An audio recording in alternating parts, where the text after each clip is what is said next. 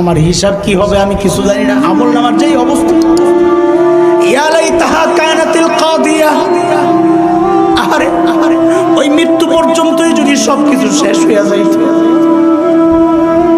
দুনিয়ায় মালের বাহাদুরি দেখাইছিলাম, ক্ষমতার বাহাদুরি দেখাইছিলাম, মা আগনা আন্নি মালিয়া, কই আমার মাল তো আমারে বাঁচাইতে পারতেছে না। হালাকান্নি সুলতানিয়া, আমার ক্ষমতা আমার শেষ। সূরা কাহফ আয়াত 49 15 নম্বর পারার 18 নম্বর পৃষ্ঠায় এই আয়াত, এই অংশটাও আছে। যখন আমলনামা হাতে আসবে, যখন দেখবে সব আসছে, আমলনামায় সব উঠে গেছে, বান্দা তখন ওই আমলনামা দেখবে আর চিৎকার করে করে বলবে, মালি হাযাল কিতাব লা ইউগাদিরু সগীরা ওয়ালা কাবীরাতান ইল্লা আহসাহা।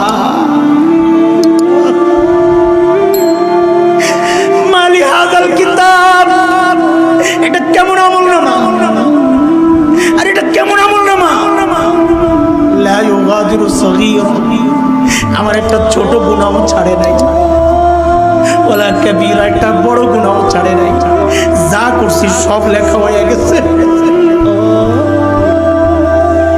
আরে দোস্ত, এই জন্য বলি না দোস্ত, আল্লাহর রাস্তায় যুবক হাতে পায়ে ধরে বলে যায়, আরে বুড়া বাবা হাতে পায়ে ধরি, দাড়ি পাইকে গেছে, চুল পাইকে গেছে, আরে মা চুল পাইকে গেছে, আর কত গুনাহ করবা, এখনো তোমার টেলিভিশনের সামনে পাওয়া যায়, কি মনে করছো? আরে তোমারে আর আমারই তো ডাক দিয়া রব সূরা হাদীদের মধ্যে বলেছেন, আলাম ইয়ামিনিল্লাযীনা আমানু আন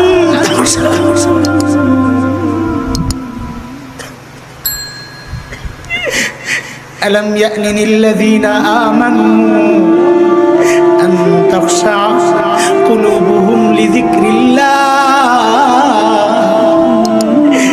এখনো কি সময় হয় নাই মালিকের ভয়ে কলিজার একটু কাইপা উঠতে? আর কবে? দাড়ি পাইকা সাদা, চুল পাইকা সাদা, আর কত গুনাহ করবা? এর যুবক ভাই, আল্লাহর রাস্তায় হাতে পায়ে ধরে একটা কথা বলে যাই, এখন থেকে গুনার দিকে যখন পা বাড়াবা, গুনার দিকে পা বাড়ানোর সময় চিন্তা করবা তোমার একজন মালিক আছেন, ওই মালিক পিছন দিয়ে ডাকতেছে। আরে কোরআনে আসছে এই কথা, তুমি আর আমি যখন গুনার দিকে পা বাড়াই, মালিক পিছন দিয়ে ডাকে।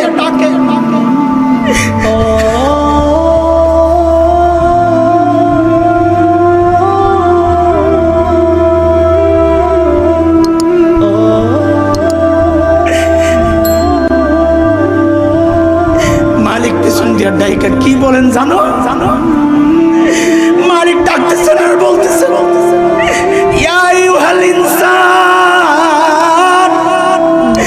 মা গাররাকা বিরাব্বিকাল কারীম,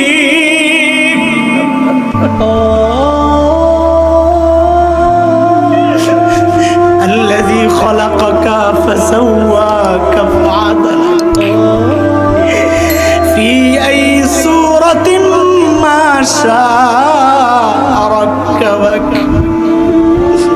এর দোস্ত, দুনিয়ায় সবচেয়ে বেশি মহব্বত করে কে? আল্লাহ ছাড়া কে বলেন তো? সবচেয়ে বেশি মহব্বত কে করে?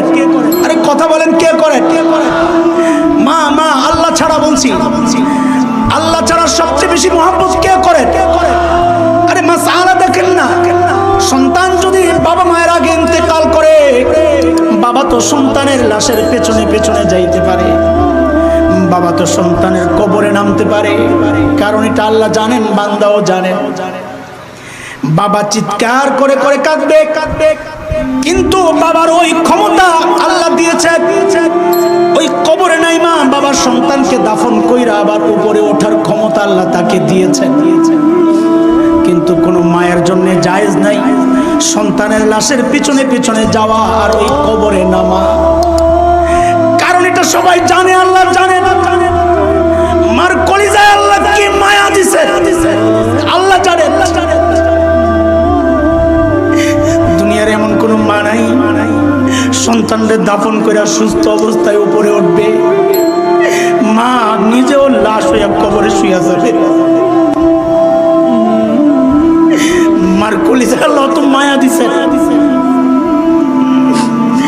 কিন্তু খেয়াল করে ওই মা না আপনার নাক বানাইছে, নাক কান বানাইছে, ওই মা না আপনার জিহ্বা বানাইছে, ওই মা না আপনার শরীরের একটা টুকরা বানাইছে, সব বানানেওয়ালা কে? এই জন্য আল্লাহ নিজেকে এই জায়গায় করিম বলেছেন, এত দয়া করলাম তোর মার এত মায়া তোর জন্য, অথচ কিচ্ছু বানায় নাই। কয়দিন ভাড়াটিয়ার মতো তোকে পেটের মধ্যে রেখেছে, ওই পেটটাও আমার। ওরে বান্দা, মা গর্রাকা বিরাব্বিকাল কারীম, ওই করিম রবকে তুই ভুলে গেলি, কে তোরে ধোকায় ফেললো? এই করিম রব না তোর এত সুন্দর একটা কান দিছে, এত সুন্দর চোখ দিছে, ওই করিম রব না তোর এত সুন্দর জিহ্বা দিছে। আরে এই চোখগুলা তোর মাশরাফি দেয় নাই, এই চোখগুলা তোর কোন নায়ক নায়িকা দেয় নাই, যেই চোখগুলা দিয়ে তুই ওই নায়ক নায়িকার গান শুনবি, তাদের এই নাচ দেখবি।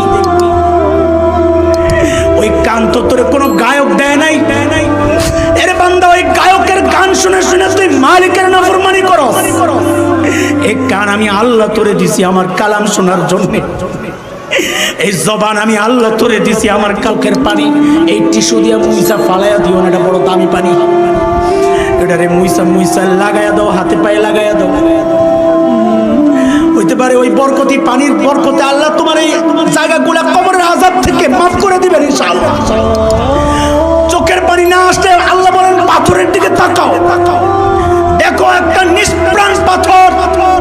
সুম্মা কাসাত কুলুবুকুম মিন বাদি যালিক ফাহিয়া কাল হিজারাতি আও আশাদ্দু কাসওয়া ওয়া ইন্না মিনাল হিজারাতি লামা ইয়াতাফাজ্জারু মিনহুল আনহার ওয়া ইন্না মিনহা লামা ইয়াশাক্কাকু ফায়াখরুজু মিনহুল মা ওয়া ইন্না মিনহা লামা ইয়াহবিতু মিন খাশিয়াতিল্লাহ। এরে বান্দা দেখ, পাথরের দিকে তাকায় দেখ, আল্লাহর ভয়ে কেমনে কান্দে দেখ।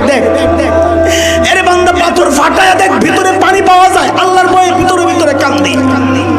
এরে বান্দা দেখ, ওই ভারত থেকে কাঁপতে কাঁপতে পাথরগুলা বাংলাদেশে আইসা পড়ে, তুই মনে করছস প্রাণীর স্রোতে আসছে না, ওই পাথরগুলা আল্লাহর ভয়ে কাঁপতে কাঁপতে নিচে গড়ায় পড়ে।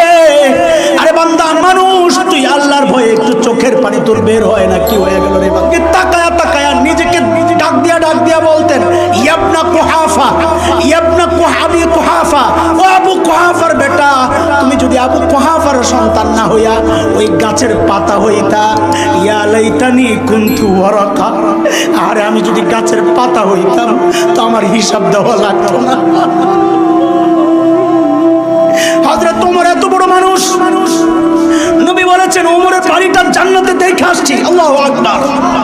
আমার মন চাইছিল একটু বাড়িতে ঢুকি, কিন্তু ওমরের প্রেস্টিজ আমি জানি, এই জন্য অনুমতি ছাড়া ঢুকি নাই। ওমর জান্নাতি এটা নিশ্চিত। অথচ মৃত্যুর সময় হযরত ওমর আবু লুলু ইহুদির সন্তান যখন পেট ফাইয়া ফেলে, নারী বুড়ি বের হয়ে যায়, কাপড় দিয়ে পেঁচায়া হযরত ওমরকে শোয়া দেওয়া হয়েছে। বেহুশ ওমর এক সাহাবীর কোলে মাথা রেখে শুয়ে আছে। যখন হুশ ফিরছে হযরত ওমর, এ দোস্ত খেয়াল করেন, এত বড় ওমর মৃত্যুর সময় কি বলতেছে?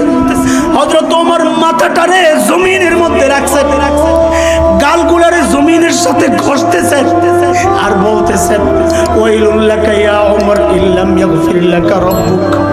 ওমর, তোমার রব যদি তোমারে ক্ষমা না করে, তোমার জন্য ভয়ঙ্কর বিপদ অপেক্ষা করছে।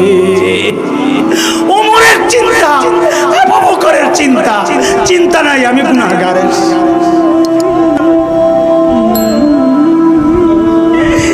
ওমর এত বড় মানুষ, তাও চিন্তা। আবু বকর এত বড় মানুষ, তাও চিন্তা। তো আমি তুমি বাইচা যাবো কি আশায় রে ভাই? কোন ভরসায় বসে আছো?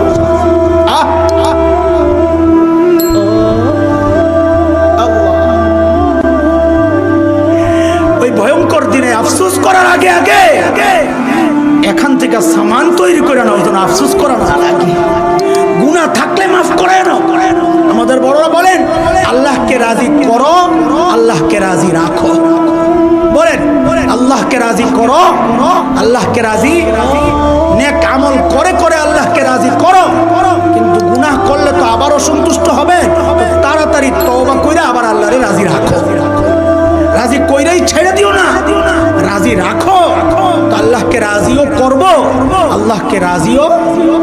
আরে এমন মালিক কই পাইবা, এমন মালিক কই পাইবা?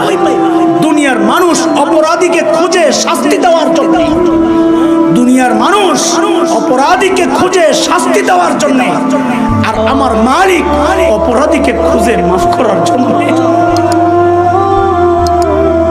কই পাইবা এই মালিক? প্রত্যেক দিন তোমাকে শেষ রাতে ডাকতেছেন, আলামিন মুস্তাগফির ফাগফির। কেউ ক্ষমা চাইবা? কেউ ক্ষমা চাইবা? আমি আল্লাহ তোমার কাছে আসছি, তুমি ক্ষমা চাইবা তো চাও, চাও তাড়াতাড়ি চাও, আমি মাফ করে দেব।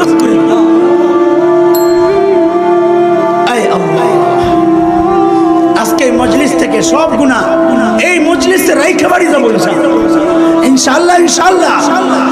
কোনো ব্যাপার না, আল্লাহরে খালি ডাক দিবেন, আল্লাহ সাথে সাথে সাড়া দেয়। সাড়া দেওয়ার তরিকার পদ্ধতি তো আজিব। হাদিসের কথা, বান্দা যখন ডাক দেয় রব্বানা রব্বানা, ও আমার রব, আল্লাহ ফেরেশতাদেরকে জিজ্ঞেস করেন তখন, আলামু আব্দি আন্না লাহু রব।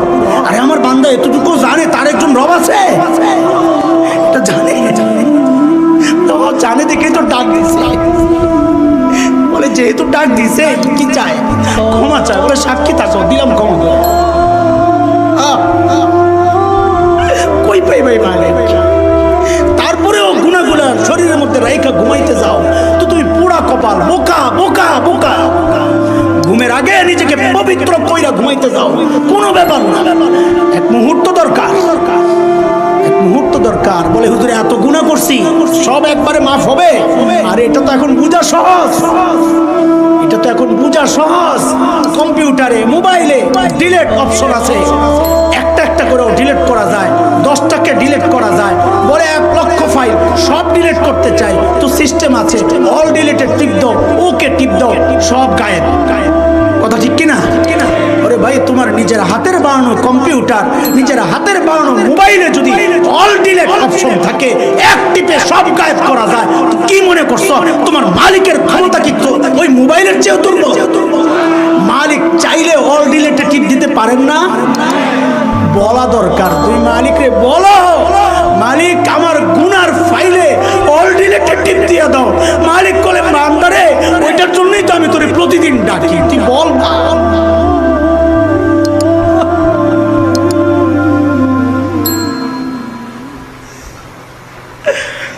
রব্বানা যালামনা আনফুসানা,